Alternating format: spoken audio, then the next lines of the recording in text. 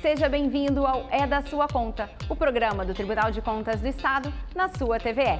E hoje, o nosso assunto são as ameaças ao equilíbrio fiscal do Estado, identificadas na análise da prestação de contas anual do governo. Equilíbrio fiscal é pagamento em dia, é investimento em políticas públicas, é da sua conta.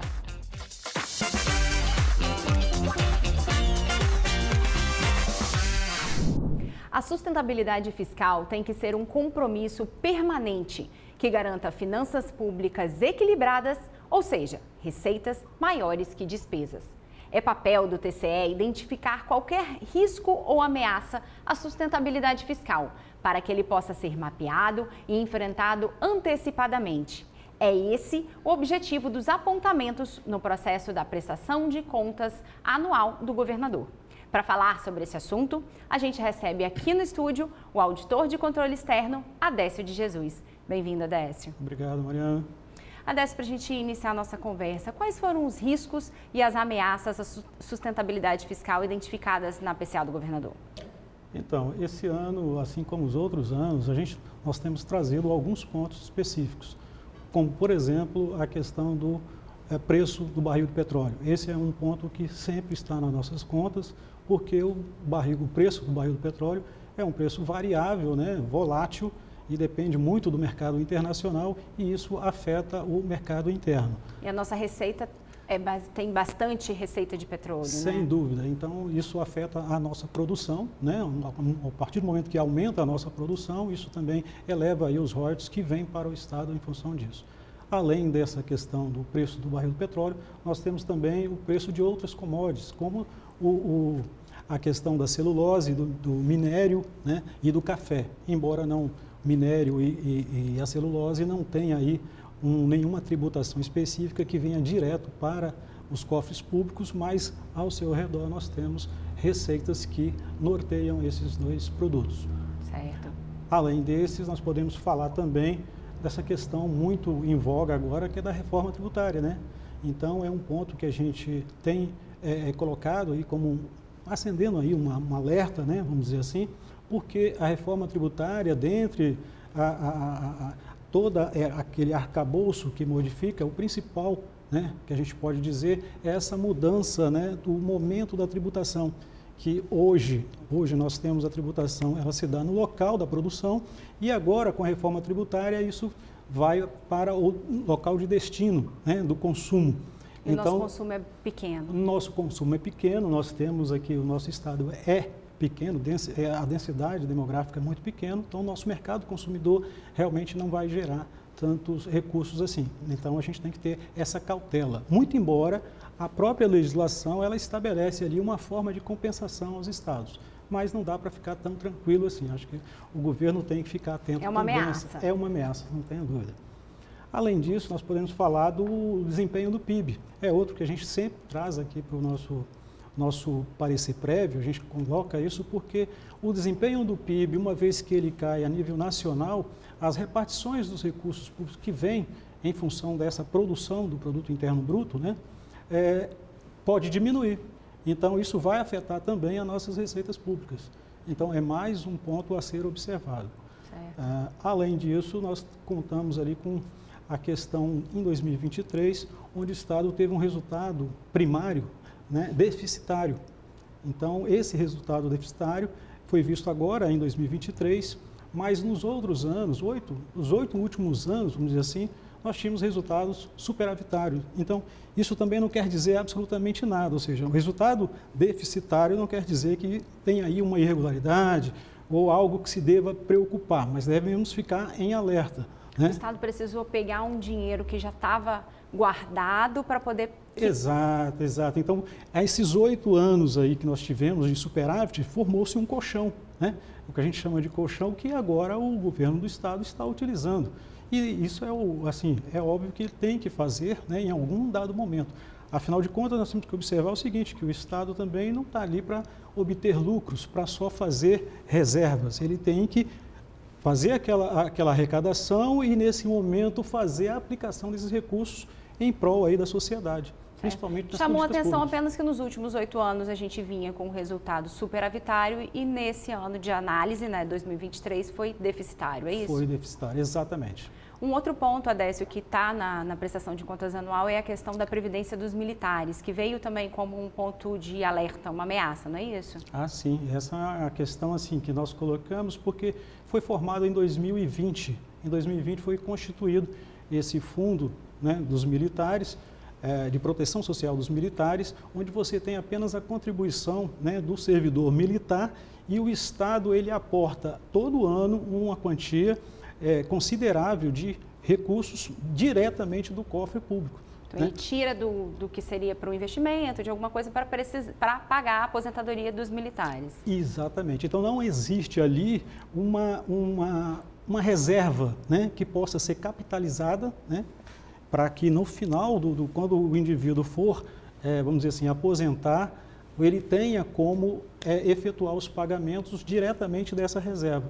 Porque hoje o governo do estado ele efetua o pagamento da folha mensal. Sim. É a mesma coisa, né, basicamente, que acontece no fundo financeiro, para aqueles servidores que ingressaram no serviço público até 2004, existe o fundo financeiro, onde o estado ele efetua também um aporte, mas ali também há uma contribuição do servidor e do estado, mas como não é suficiente, o estado ainda aporta um determinado recurso.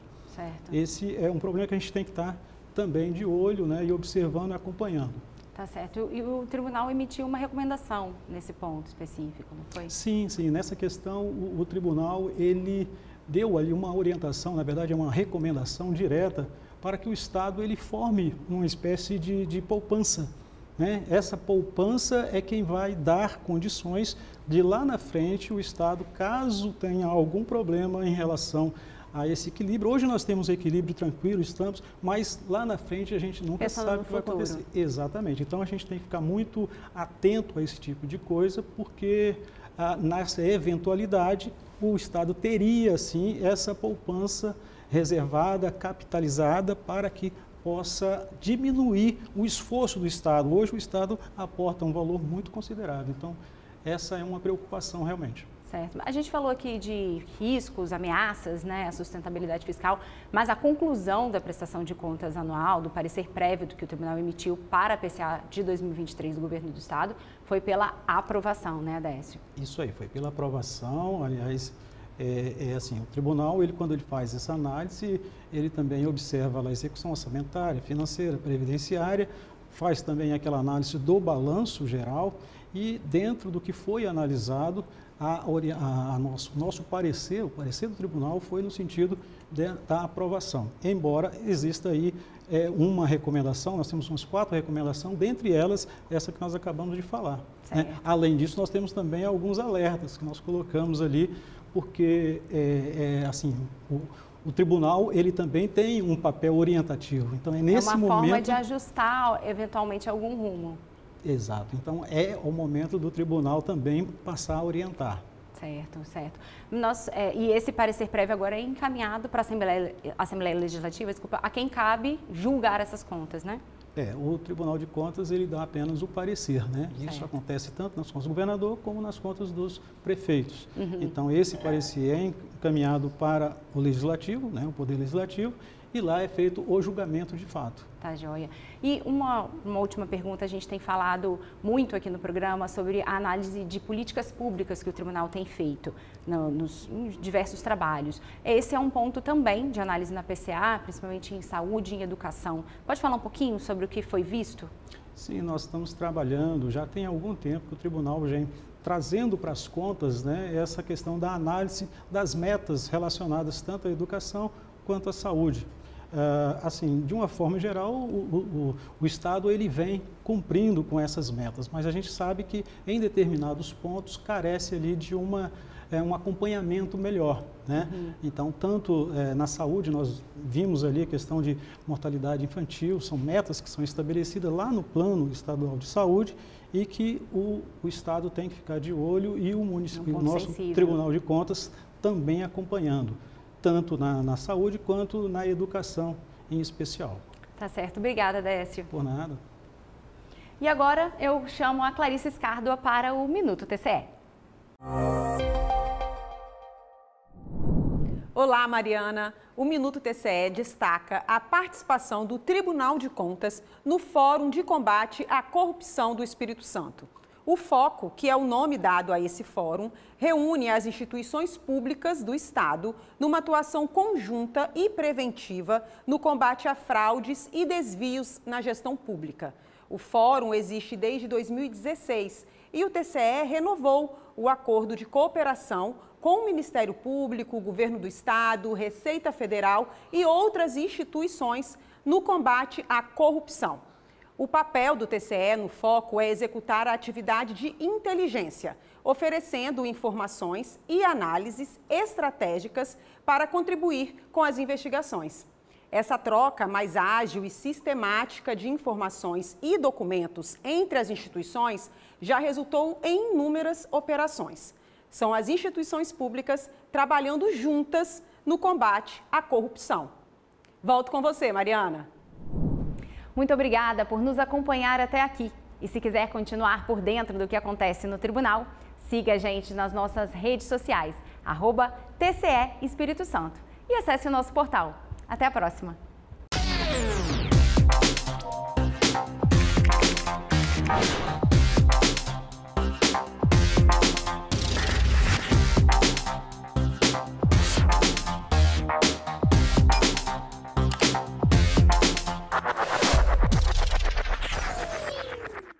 Imagine você trabalhar a vida inteira e na hora da aposentadoria a prefeitura não ter dinheiro para pagar seu benefício. Nossa, para mim seria assim uma decepção, né? Difícil, trabalhou a vida toda e não receber, não tem como. Aqui em Santa Leopoldina, o risco disso acontecer é cada vez menor. Em 4 anos, a prefeitura quase triplicou os recursos do Instituto de Previdência para garantir que ninguém fique sem aposentadoria. E o Tribunal de Contas do Espírito Santo tem a ver com isso.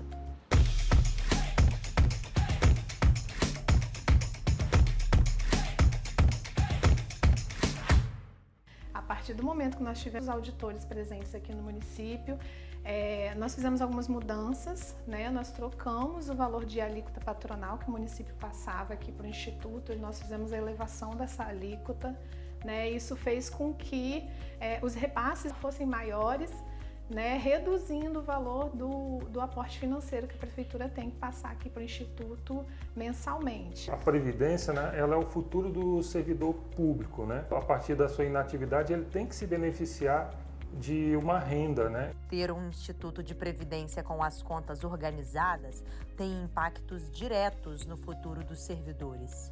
Foram 33 anos de prefeitura e graças a Deus estou aqui aposentada para a gente ter o nosso ganho todos os meses para o pão de cada dia, para o sustento da nossa família.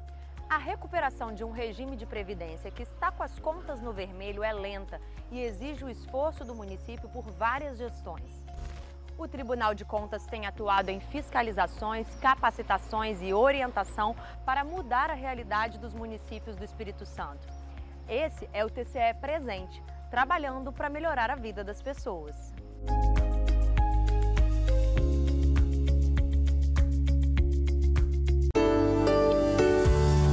Em tces.tc.br,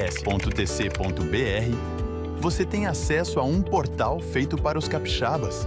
Aqui, você fica por dentro das principais informações sobre os julgamentos do Tribunal de Contas, recebe atualizações sobre a gestão do dinheiro dos seus impostos e pode acessar as principais ferramentas de fiscalização da Corte.